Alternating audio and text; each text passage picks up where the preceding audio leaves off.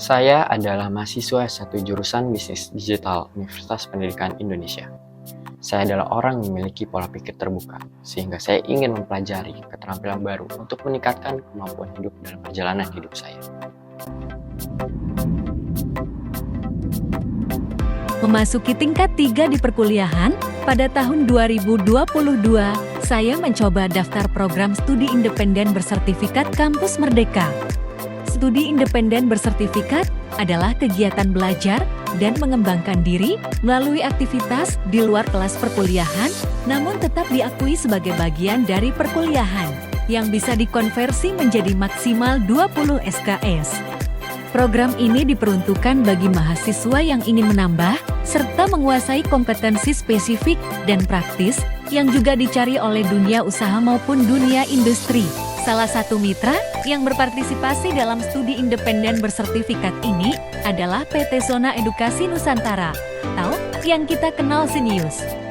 Zenius merupakan platform belajar berbasis teknologi yang telah berdiri sejak tahun 2004 yang berfokus pada pemahaman konsep dan penalaran ilmiah, dengan tujuan dapat memberikan social impact yang mampu mentransformasi masa depan bangsa.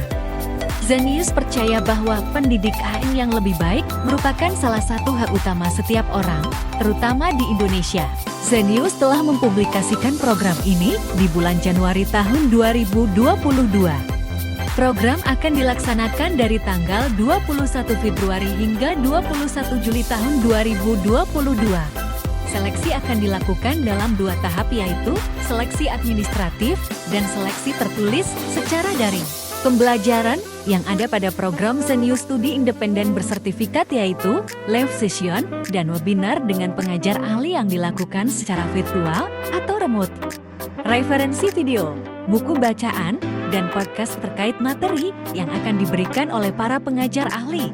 Self-paced learning atau belajar mandiri secara online dengan memanfaatkan materi-materi yang diberikan. Assessment atau penilaian berupa soal tertulis kuis, tugas kelompok, tugas individu, dan studi kasus. Kita dapat melakukan tugas kelompok maupun individu, serta menyelesaikan proyek akhir yang memberikan kesempatan mahasiswa untuk bisa melakukan simulasi dan proyek kerja nyata sesuai bidangnya. Hingga setelah saya mendapatkan kesempatan dan menyelesaikan pada program ini, banyak pembelajaran dan pemahaman yang saya dapatkan. Di antaranya adalah 1. Memahami penalaran dan pemahaman bacaan. 2. Memahami filsafat dasar. 3. Memahami sains terintegrasi. 4. Memahami evolusi perilaku manusia.